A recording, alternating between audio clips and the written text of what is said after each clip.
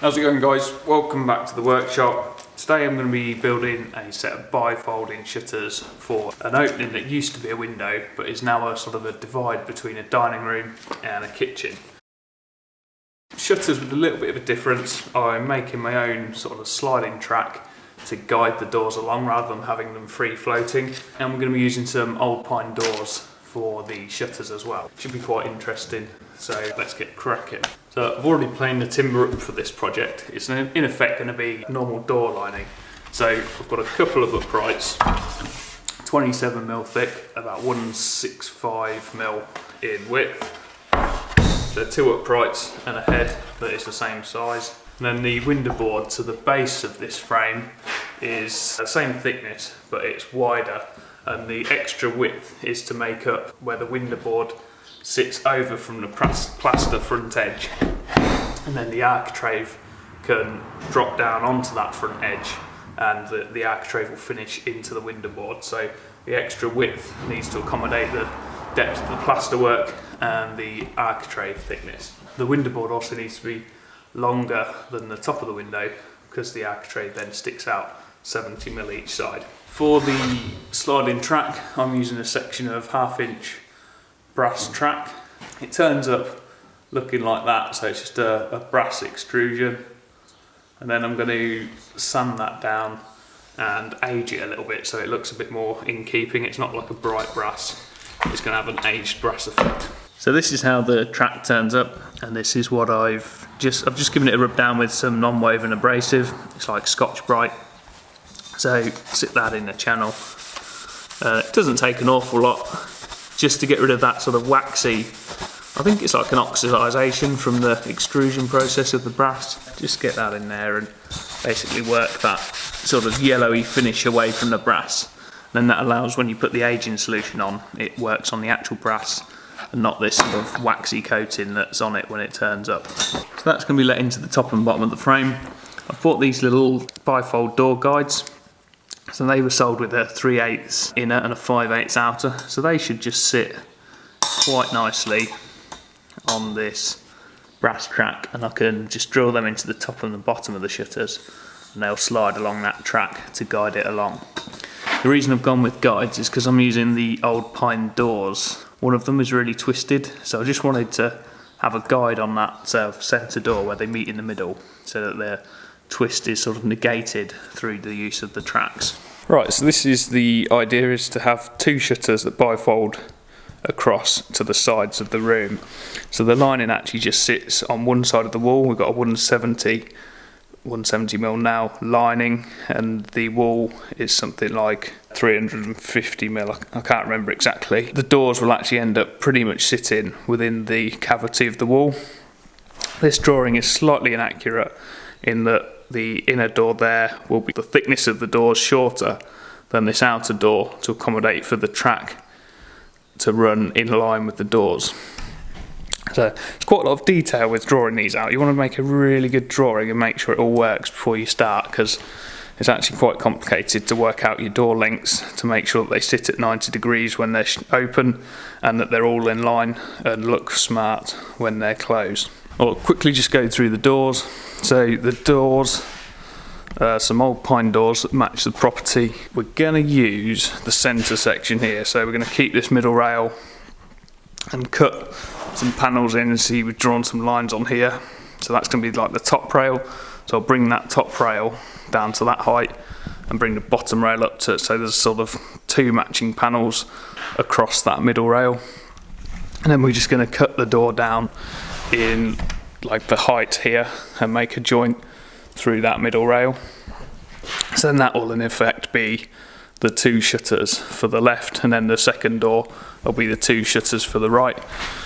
One of these has got a huge twist in it, it's a bit like a propeller, so if I hold the camera there, that one's not too bad, but that one's got a good 20mm twist in it. So amongst it being a little bit short for a normal door, which you can't really do a lot about because it's already got a fairly hefty bottom rail, the twist and the fact it matches the doors that are already there, I think it's worthwhile sacrificing these doors to make some shutters rather than trying to sell them on and then buy new timber or something else to make the shutters from. So I think it's a good use of the timber. So to make a start on the lining, I'm just going to cut the heads off to length. I'm going to cut the notches for the window board around the walls, and that notch is going to be, so these are my uprights, the thickness of my uprights. This timber here will be flush with the inside of the plaster edge, so that should run through with the plaster edge. Now, because plaster and linings are never perfect, I'm going to tick that point here, which I've already done and squared across. Then I'm just going to mark back 5mm from it. So that 5mm back, and I'm going to cut that there and house that out with the jigsaw. That 5mm should give me a bit of scope to scribe this little bit back to the plaster work should there be a low spot on the plaster here. When it's slightly out of level by a couple of mil, then that will give me the chance to accommodate that and still get a nice fit.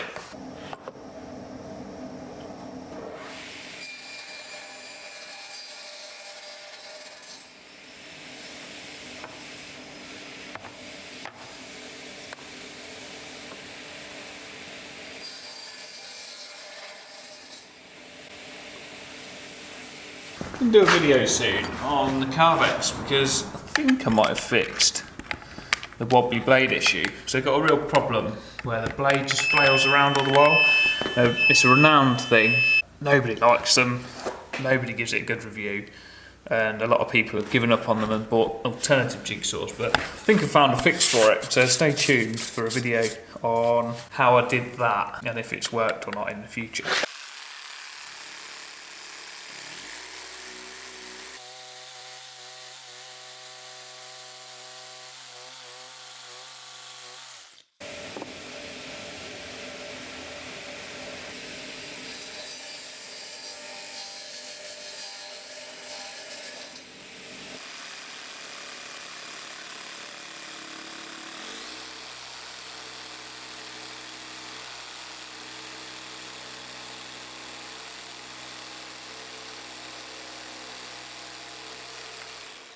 So the joint between the sill and the uprights is just going to have a single domino, a few screws and be screwed together.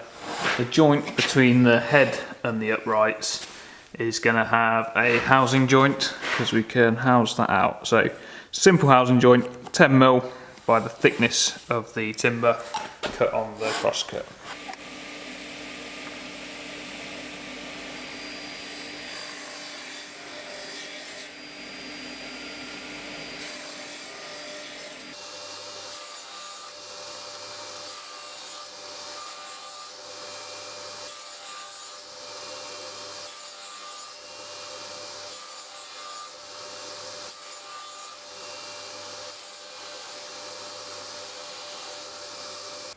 It's important to find the right spot to lay down in.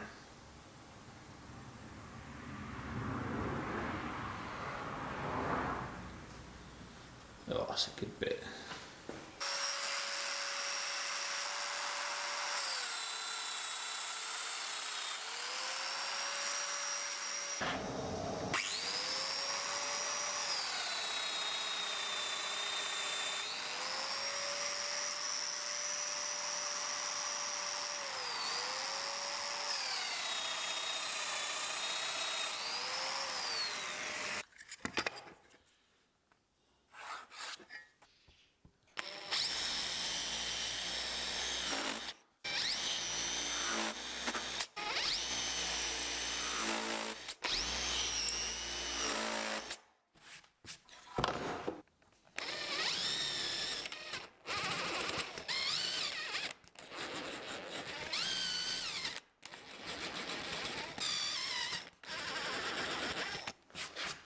Right, so when I ordered this brass track, the company rang me up and said they can't get any more, no one's got any in stock. We've got 2 pieces and one of them wasn't long enough for the size that I ordered.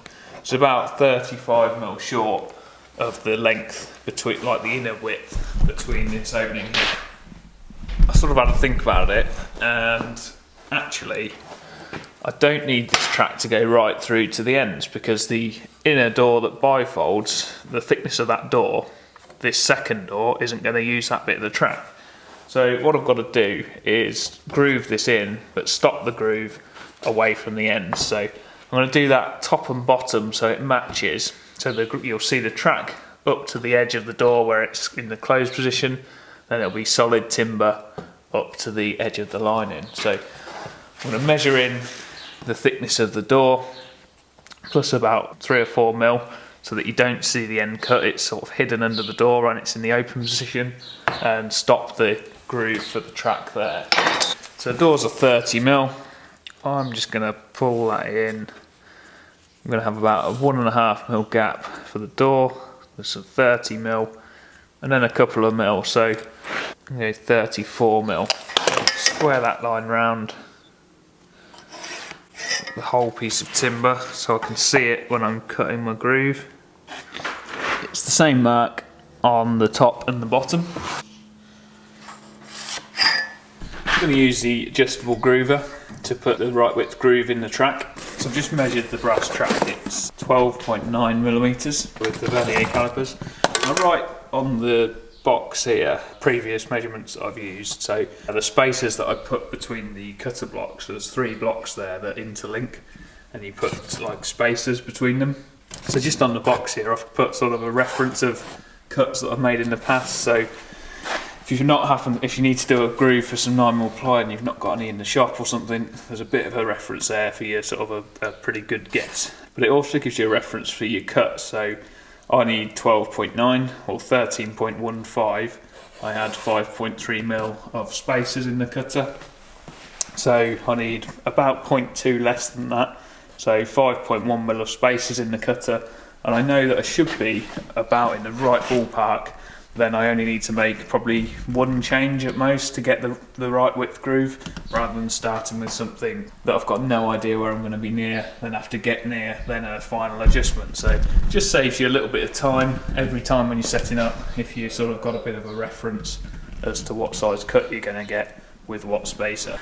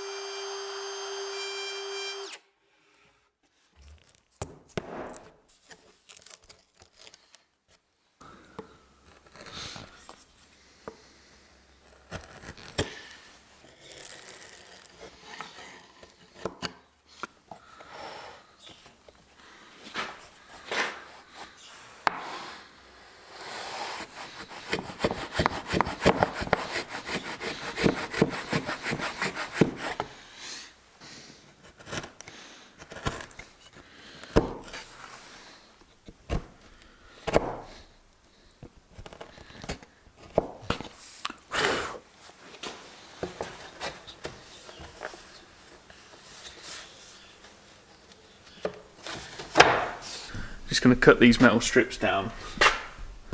That should say no entry zone. Gonna use my brother's workshop. If he came back and caught me now, I'll get a rat bollocking. The metalwork, and it's right dirty, isn't it?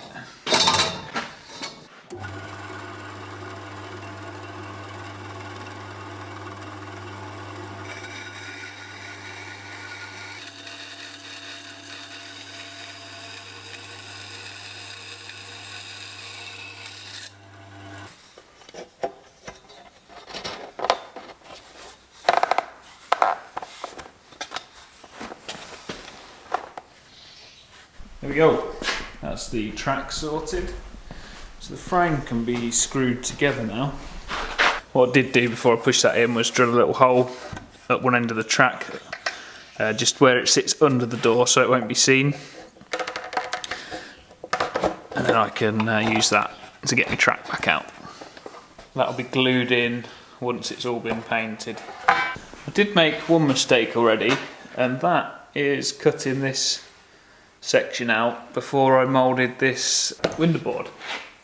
So the window board's got a moulding like this on the underside of it, which is cut with a cutter like that.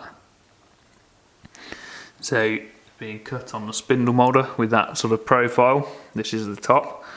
So I've got to mould the ends and the front of the window board with this, but because I've cut this away, it made life pretty difficult for myself. So I'm going to have to back that now with a separate piece of timber. Just leave a little bit of a flat on, I think, because I cut that so that it doesn't, I can just run that against a bit of a fence, because yeah, I've lost all my support from this back piece. What I could have done was just run it through a little bit with running it off the back piece if it's still square all the way across. So the option I've got could be to screw a bit of plywood on the bottom flush with this, and then that'd give me a guide to run the cutter through, but I think I'll be alright. But it just would have been easier to have moulded that while this was still square.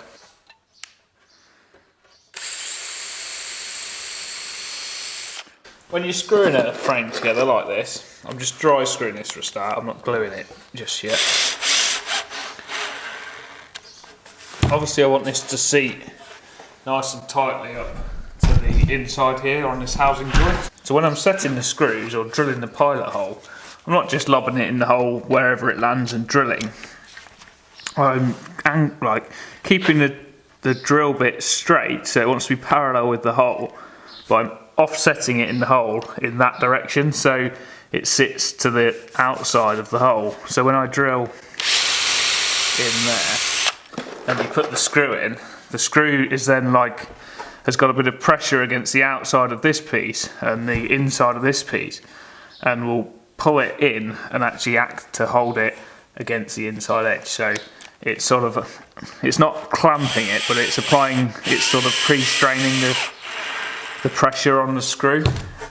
If you just screw it in the middle and this gets knocked, there's then slack within the screw hole and the threads of the timber for the piece to be able to move. So it's just a little bit of extra care that you can do. It's sort of like the small steps at each stage makes the job perfect in the end. It's not just about being good at your job, it's all the little bits.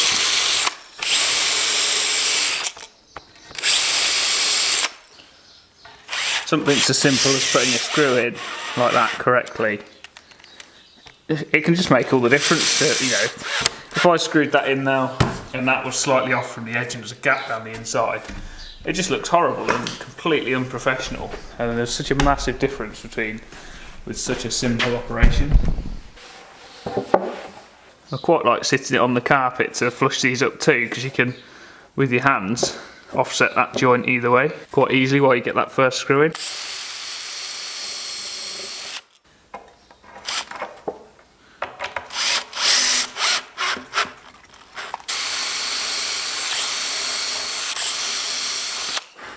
Just going to number that, because I'll take it to bits later on. When I do the final glue and screw up, I'll use some 5mm screws. A bit more pulling power.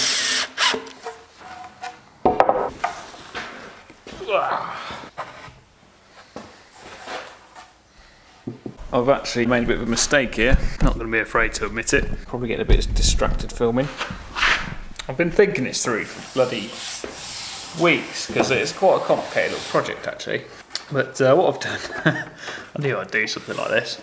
I've put that groove in the wrong side of this piece, because the shutters actually sit towards the front edge, so they want to be near the inside edge of this piece. So when I'm grooving it on the spindle, I thought earlier I've got to do it, but I never did it. I've got to add the height, the extra width of this rail onto the height of the spindle, so it's got to go up another 43mm compared to what I grooved the top. Yeah, this groove is in the wrong side of the piece of timber. So what I can do is actually use the other side, because it's reasonable good. There's not a lot of difference in the two sides. There's a bit of a knot that needs filling there, but that's no biggie. So I can leave that groove and I'll fill that in with a bit of timber. It's actually cloaked anyway on that side of the piece, by the wall. And then I can groove this side in the right position, and then just put the domino. The domino will have to be a through domino, but not a biggie at all. So luckily I've got a bit of an escape route, and luckily I hadn't machined these bits because I was almost just machined them bits before I put it together. So I managed to save that bit of wood, but it just goes to show if you're not paying attention all the time, it's so easy to get stuff wrong, especially when it's something you're not used to doing or have done a lot of. It's going to be the 165 off of here, and then it's going to be back from that measurement the same amount in from the edge that the top groove is. So it's 43. So luckily on my spindle I've got this height set still. I can just reset the electronic dial for the height on here,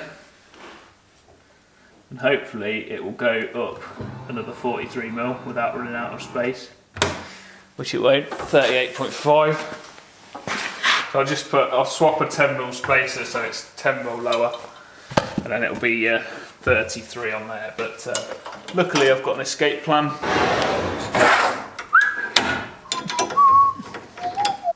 What do I do with it?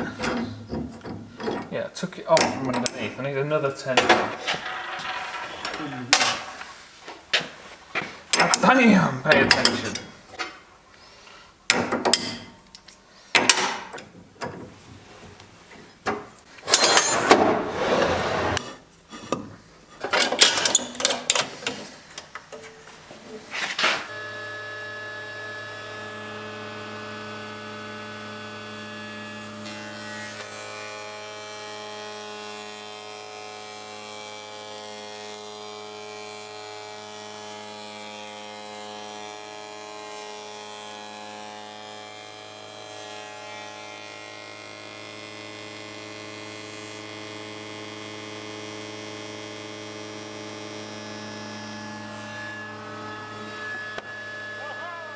And 10 minutes later,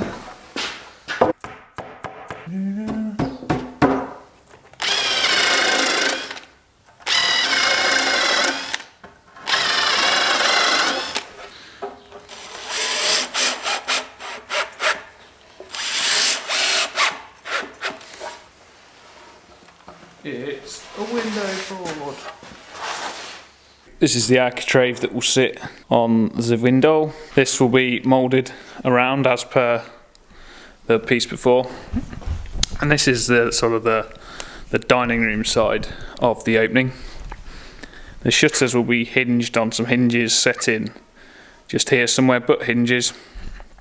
Open back that way, and then the inner shutter will travel along this groove and sit, so the centre of the pivot pin there has just got enough clearance to the end of that slot. Then you don't see the end of the groove when the shutters are open, because that's always going to be, when you redecorate or anything like that, that's going to be an awkward bit to paint and always going to look a bit messy. So if when it's closed the doors sit over it, you won't see it, and when it's open the doors sit over it, you won't see it. You'll just see no groove there and a groove to a gap under the door there. It should look really smart. So I guess I've got to start by sizing the doors down. So I've done a drawing for this with the exact dimensions each door needs to be. So I'm just going to cut them out of the doors and get them trimmed on the panel saw. I do have this drawing on the computer, but I actually decided I'll draw it out for you. A bit of tech drawing. So if you were going to do some bifold shutters, you're going to have to do this drawing to work out where everything's going to sit. So we're effectively going to take this frame here, it's upside down at the minute, we're going to draw a cross section through that plane there. So a horizontal cross section through that plane with all the doors detailed on to work out the door sizes. I'm going to use a line 20mm from the edge as the inside of that door lining. Actually, let's go 43, like the overlap over the wall, so that makes sense. So we'll start there, the 43. I'm sure you don't need to watch all this, so fast forward to the good bit.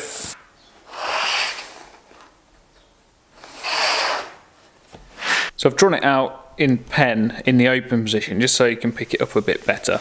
that's the frame jamb, hinged on this corner just here. So this first door, 30mm thinner than the second door, or 30mm less wide in the overall width. And then the pin for the sliding track will be in the centre of this door here that meets in the middle. So this door then slides along the track till it gets to the middle, and that's where it will finish here.